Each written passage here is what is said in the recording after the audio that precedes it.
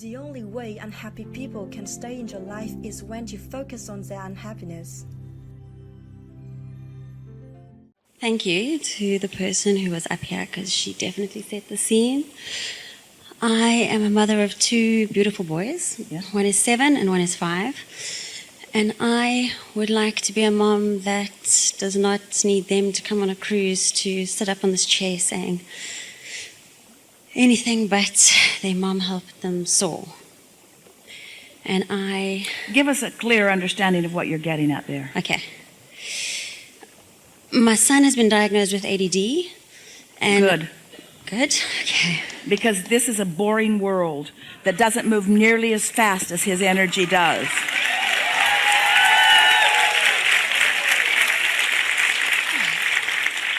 And the world will keep up with him, but it's not a good idea to keep asking him to slow down. So I totally agree with you. Then you would be right. I thought so. I hope my husband's listening very hard to this. She's right. We've traveled 28 hours for me to ask that question from South Africa. You were a little hard to get up here. So my guidance system says, I don't like this diagnosis. Well, who's giving it? Did they tattoo it on his forehead or something? So what? A lot of people call a lot of people a lot of things. Why are you making such a big thing about this? So the school that the schooling system that we are in makes parents have to make a decision about their children. So he has this diagnosis, and then you have to make a decision: are you going to medicate this child, or you need to put them into a non-mainstream school? Do you have the option of giving speed to the teachers?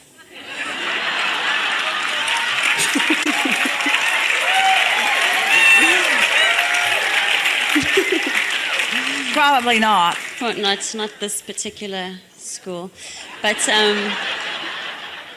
when they told us that he's ADD through behavioral analysis and through some tests, what they described sounded just like me. And so I thought, okay, well then I must have had ADD my whole life, and yet I'm still okay. This is why this conversation is such a good one to have. So just relax and enjoy this a little bit, and then we'll talk specifically about what we would do. Contrast helps you to decide. And there is a relativity in every moment. In other words, something in relationship to something is the only way that you can come to any awareness of. In other words, that's how you focus awarenesses, is by comparative experiences. When someone is having an experience, the student, the child, bumping up against a teacher or a group of teachers or a system, it's all right, but who have selfishly established guidelines in order to accomplish conditions that give them the easiest path. It's much easier if you're not up to speed with someone to slow them down. That's what Esther occasionally would say to us. Abraham, I know that I'm in a funk. I'm not in a very good place. And I can't seem to jump the track or get myself up to speed with you. So just join me here in this lower vibration for just a little while until I catch my balance. And she didn't get any satisfaction from that, because we are not lowering our vibration. She must make her vibration higher. She has to release the resistance. We cannot add resistance to the pot. We want you to feel this happen to you in a very strong way. Your child's inner being will not add resistance to the pot in order to slow him down. But think about all of the people who surround you. You want your children to be quiet, or you want someone to be different than they are. It's a very conditional life that most people are living. And so most teachers want behavior more than they want eagerness and fascination and learning. So a teacher who wants to medicate a very interested child is a teacher who doesn't want to be up to speed with their ability to learn. But we want to let this teacher off the hook too, because we want this child to be able to find vibrational harmony with his inner being, not with his teacher. With his inner being, not with his mother or with his father. Everyone would benefit if the system that is surrounding them would call them out and demand that they be different than they are able to be, because at an early age, they might have a chance of reaching for the relativity between their inner being and their source, rather than trying to find relativity between things and situations and people who are going slower. Did that register with you? In other words, everything is relative. And we want all of you to seek relativity. That's what we've been saying is vibrational equivalency with your inner being and the energy of your inner being, rather than with those that are going. In other words, there are hateful people all over the planet. We don't want you to lower yourself so that they will understand you better. Would a teacher say, your son is too loving and we are too hateful, we need to torture him a little? It's the same conversation. He is much too happy and we are much too miserable, so we need to do something that makes him a little less joyful. This is the same conversation. And so to medicate is to slow your ability to receive. We're talking to you all day long about getting into vibrational alignment with who you are and looking for positive aspects and doing whatever you can to get your vibration moving at the speed of life.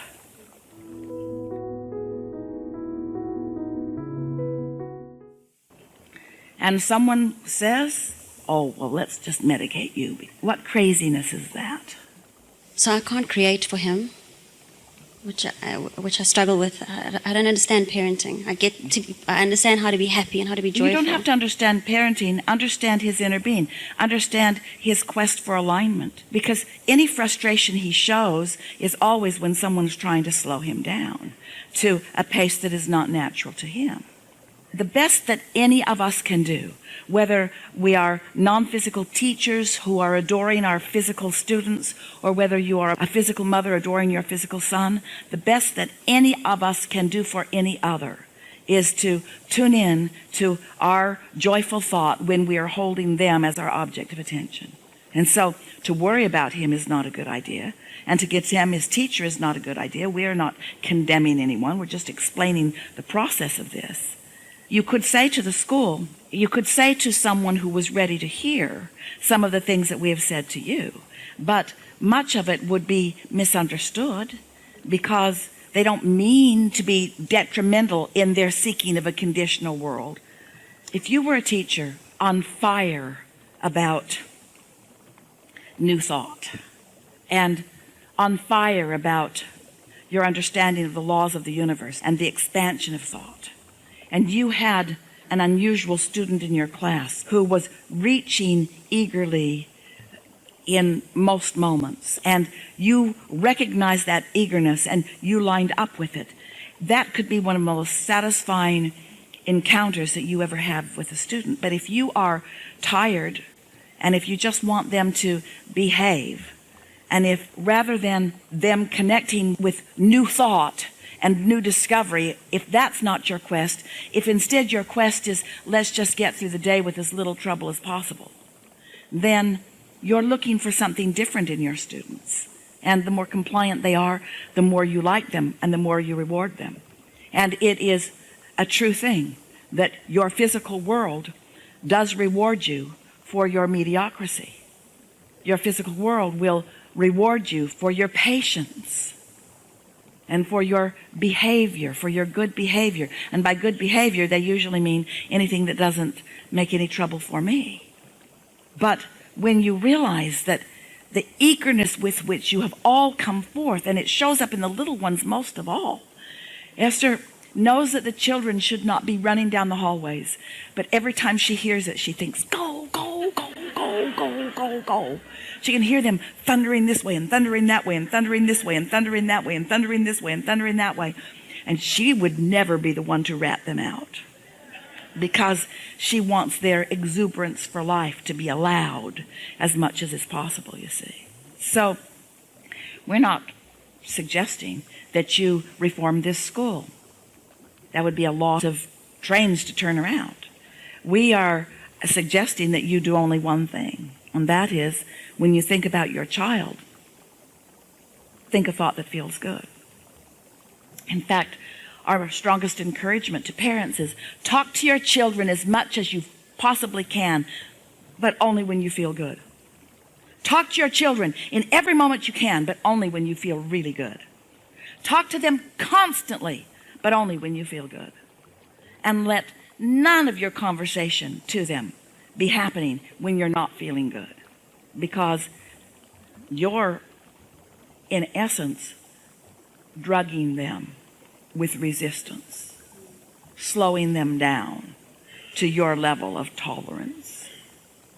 This may be the best conversation relative to children and parents that we've ever had, you see.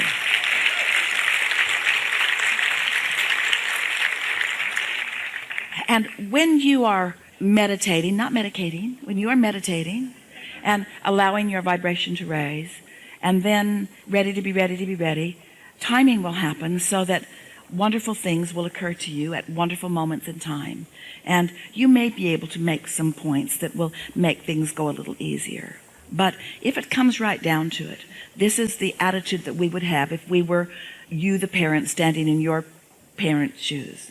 This would be our message to anyone who is asking.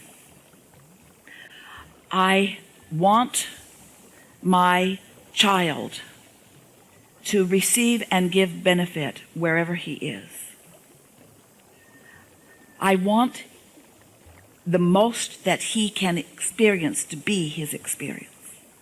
And I've learned from my close exposure to him that not only can I not slow him down, but I wouldn't if I could. In fact, every day of my life, I strive to keep up with him.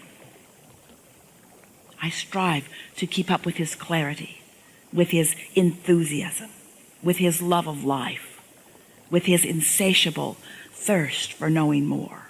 It feels to me that he is the teacher of me, and I will never be one who slows him down. And maybe a teacher who is hearing that, maybe the right teacher who is hearing that, will recognize the depth and breadth and power of your message.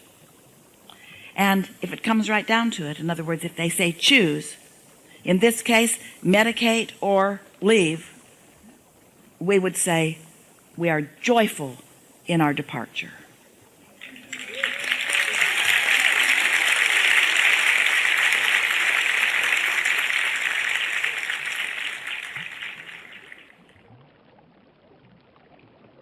No matter what you do or say,